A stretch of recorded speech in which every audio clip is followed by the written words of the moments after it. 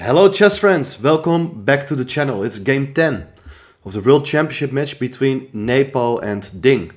It's the Russian player Nepo who is in the lead by 1 point, 5 versus 4. And the first player who gets 7.5 points will be the new world champion.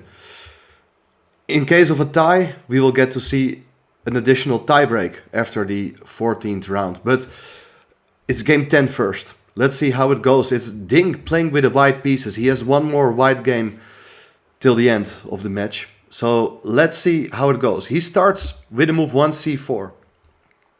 Knight f6, knight c3. We have the English opening, and it's a line we actually have seen in game 4 of the match as well.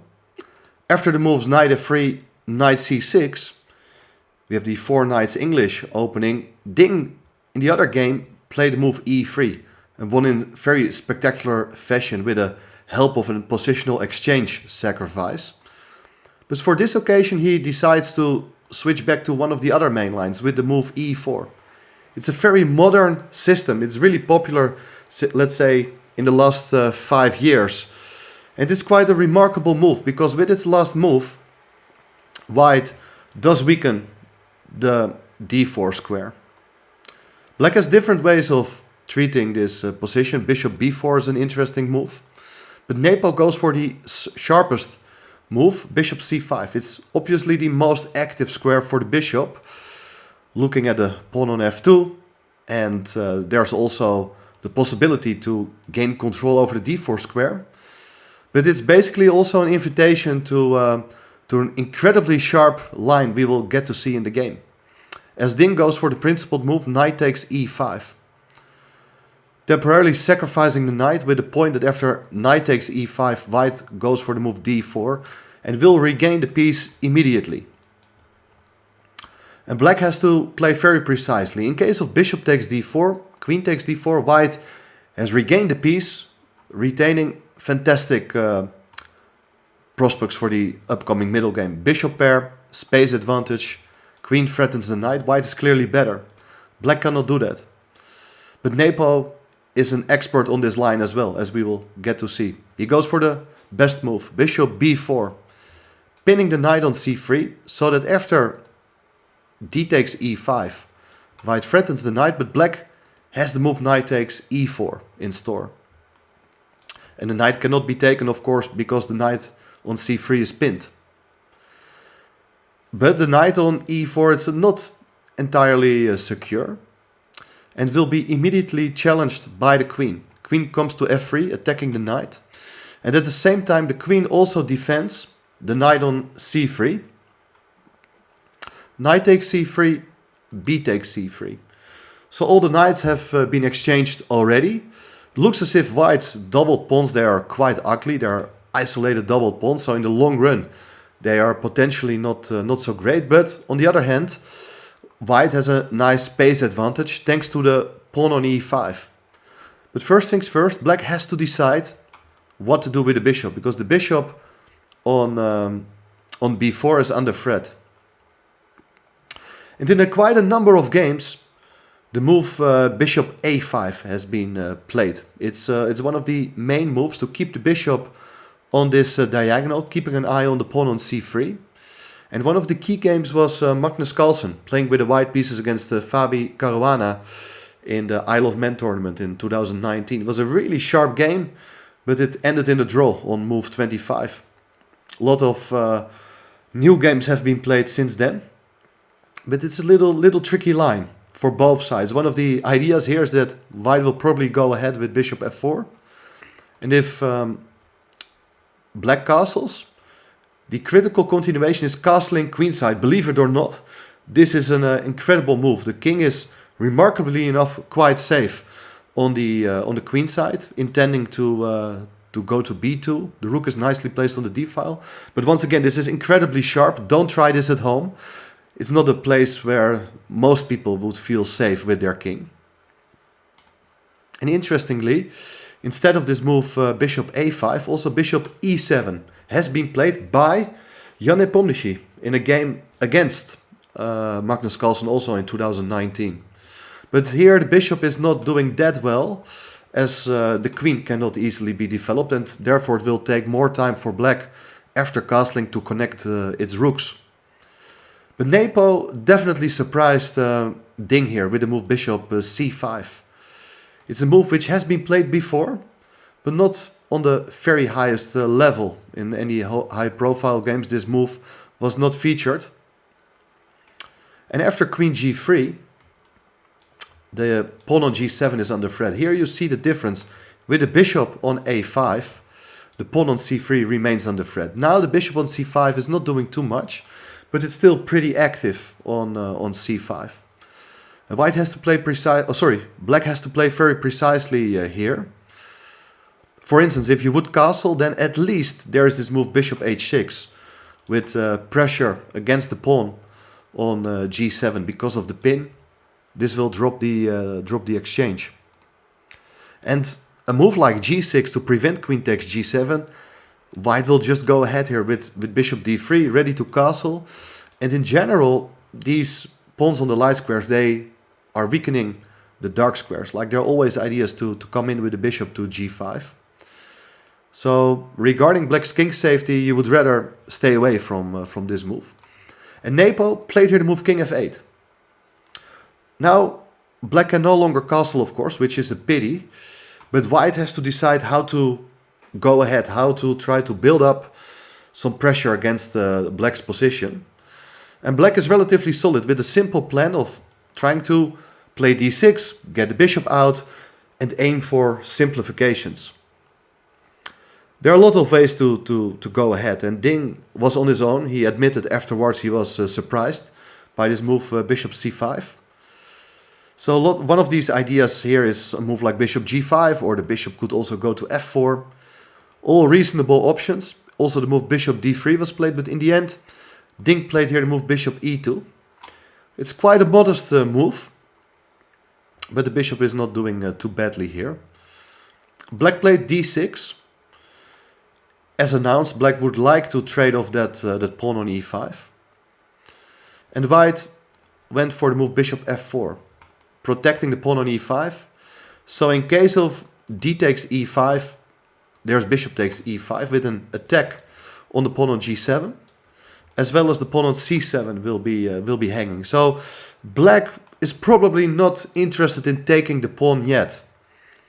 Instead, Nepo played here the move queen e7, intending to put more pressure on this pawn, but there is rook d1, which is an excellent move, because still, if you would take on e5, there is bishop takes e5, and because of this double attack, black is going to drop a pawn. And giving up a pawn in itself, it's not a big problem, but still, the position gets opened, the black king is not entirely safe, rooks are disconnected, so that's not the most precise. But here, we get to see a very interesting idea. Black played here the move h5.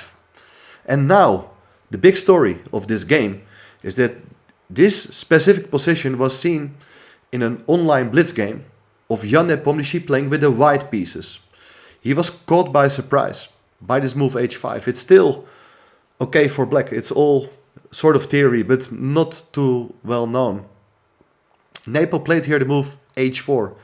He didn't want to get bothered by black's h4. So Nepo in the other game played the move h4. And then after d takes e5, bishop takes e5. The main point of inserting these two moves on the h-file is that black can now defend against the threat of queen takes g7 with the help of bishop g4. Incredible idea. The pawn on h5 does support the bishop. And now, of course, if you would take the pawn on c7, it's queen takes e2 with checkmate. You cannot do that. So the bishop has to stay on e5. But now, after bishop takes g4, h6 g4, black is absolutely fine. The rook will come over to the center, to the e-file, to attack the bishop. The bishop cannot move because of the pin, while if white would ever castle, that pawn on h4 can eventually be hanging as well, if the rook no longer protects the pawn on h4. So black, in the game Nepomniachtchi against Cardoso, was already doing absolutely fine. And Nepo knew that, of course. And you see that playing these online games, getting new ideas, and especially studying these games afterwards with the strongest engines, it gives you new ideas. So years ago, a lot of people were thinking these online blitz games, they were not to be taken seriously. But you see, they're even part of World Championship preparation. And Ding was on his own. Nepo was still quite familiar with the ideas of this line. Ding played castling kingside now, and the king is safe. And still, black should not be tempted by taking on e5. There is bishop takes e5, and if you would go f6, attacking the bishop, there's bishop takes c7. Black could think that there's queen takes e2, and the black is a bishop up, but there's rook d8, and because of the check after the king moves, white is gonna win the rook in the corner. So still, pawn on e5 is not taken by black. Black went for the move h4, attacking the queen and forcing the queen to go away and give up the protection of the pawn on e5. And the queen has to move, because if you try to be clever with e takes d6 in between move, there would follow queen takes e2, and black is a piece up. And the big difference with the other line we just have seen is that the d file is still closed. There's no rook d8 check because of the pawn on d6, and well, no compensation for the piece. So Ding played here the critical move queen d3, adding more pressure to the pawn on d6. And still, d takes e5 would not be a good move because of queen d8. Obviously, queen takes d8 runs into rook takes d8, and once again, white picks up the rook in the corner. But in case of queen e8, this could be a clever idea. There's queen takes c7. And there's no time to take the bishop on f4 because of rook d8. And the queen is lost. Instead of e takes f4, if black tries to be clever once again with an in-between move, bishop b6 attacking the queen, there's queen takes e5, and white is a pawn up with a very promising position still. But I suspect that Nepo was still familiar with the ins and outs. At least he had seen some of the ideas. Otherwise, he would not play in such a way with the king on f8, bringing up the pawn to h4. He has a very concrete idea in mind to resolve its problems. And rather than taking on e5, the move g5 was played. So after forcing the queen to go away, now it's the turn of the bishop to go away. Because, well, if the bishop goes away, there is queen takes e5 and black is a pawn up. So g5 puts a lot of pressure on this bishop. The bishop doesn't have a convenient square, and that explains the following line, which is practically forced. White has to take on d6 with a pawn, attacking the queen. So no time for black to take on f4. Black recaptures. And, well, now the bishop could go away, but black is able to entangle, can even consider to develop the rook via h6 or get the bishop out. Looks as if black is okay, relatively okay. Even the king could be placed on g7 very soon. So white has to go for this endgame. Bishop takes d6, forcing the exchange of more pieces. Queen takes d6, queen takes, bishop takes, rook takes, and bishop e6. So let's see what's going on here. Black is a pawn down, but it's still that isolated double pawn on the c-file, which isn't really worth that much. Black has a beautiful bishop on e6, which is ready to attack together with the rook, the pawn on c4. And most importantly, also the bishop is very, very stable on e6, getting the support from the pawn on f7. And, well, white is maybe a bit better, but it's not that much. But Ding really tried to create still something. Played here the move f4. Trying to open up the file for the rook, threatening to take the pawn, of course. And black should go for the exchange of pawns. You can never really go for a move like g4, because it runs into f5. And this pawn only gets stronger and stronger, can even come up to f6. The bishop has to go to an inferior square. So Nepo correctly judges that he should start here with king e7. Attacking the rook. Rook goes away to d4. And now after g takes f4, rook takes f4, you see that the rooks are both attacking the pawn on h4. Black goes h3. Only way to avoid the loss of a second pawn. And now white would rather not go for the exchange of pawns. The more pawns are getting exchanged, it usually favors the weaker side, the defending side. And obviously black would be quite satisfied settling for a draw anytime soon.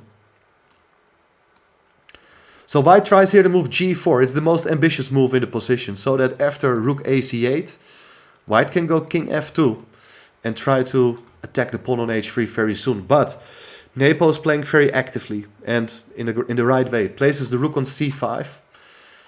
It's a nice blockading square, and well, very soon the rook will come over to a5 to attack the other weakness on a2.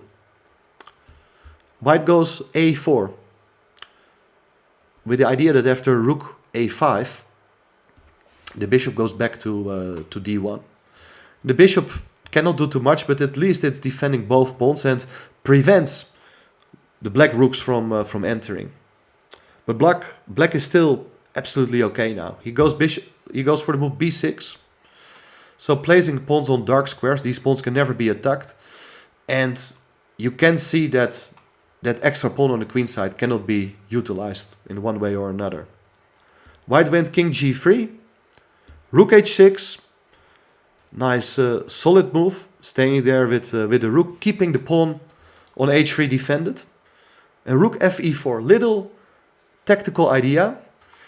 And black has a sort of fortress. There's no way to break through, but you have to be careful. In case of just making another waiting move with the rook, let's say you go back, white's idea would have been to go rook d5, which basically forces the exchange of rooks somehow. But you cannot really take on d5 because it allows c takes d5 and the bishop is pinned. So rook d5 is an extremely clever, subtle idea, forcing the rook to go to an inferior square. But otherwise, there are ideas for white maybe to go c5 as well, trying to undouble the pawns.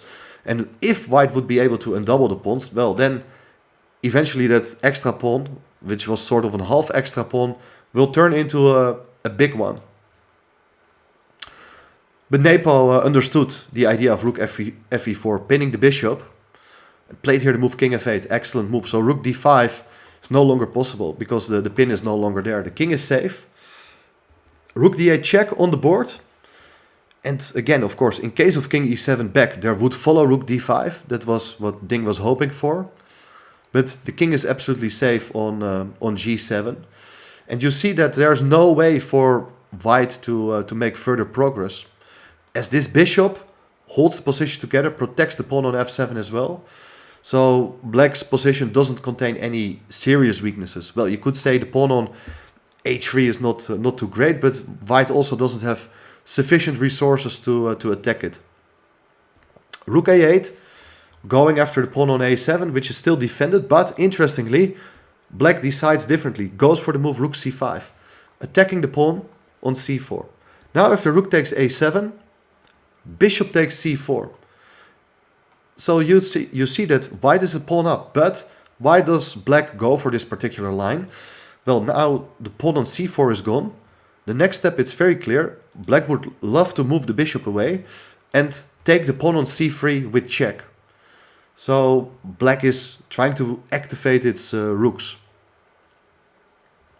White played rook a e7, connecting the rooks, but now rook h to c6, and you see that the rooks are ready to attack the pawn on c3 very soon. In case of king takes h3, giving up that pawn, white is temporarily 2 pawns up.